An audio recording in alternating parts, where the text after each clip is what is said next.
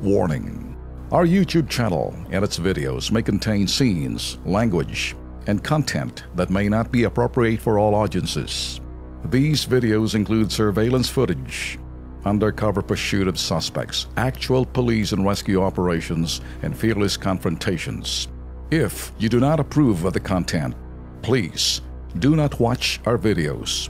If you wish to continue, we strongly advise that you proceed with caution. Viewers' discretion is advised.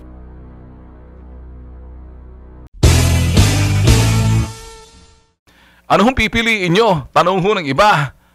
Mauti law o martial law? Sige nga. Kung gusto niyo na mauti law, sige.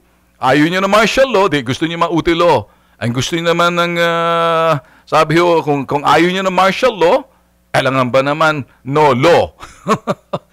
So, ngayon, kaysa naman tayo naman ay maghahasik at magkakalat ho tayo ng pagkahati-hati, magpagdududa kung ano-ano mga spekulasyon ho natin.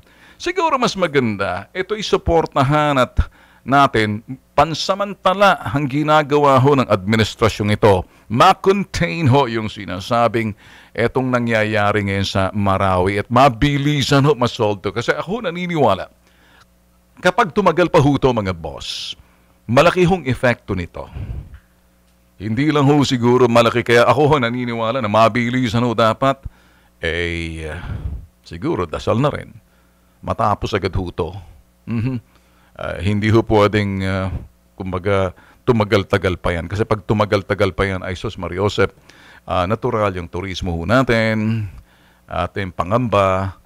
Dito ho kasi, kumbaga, pang isang linggo na ho ito, tingnan na lang ho natin kung mga susunod ho na mga hakbang na gagawin ng administrasyon, wag na ho natin pangunahan ng mga kiyaw-kiyaw tulad ho ng iba. Ngayon lang ho aking sinasabi ho rito sa Bitag Live sa Ben Tulfo.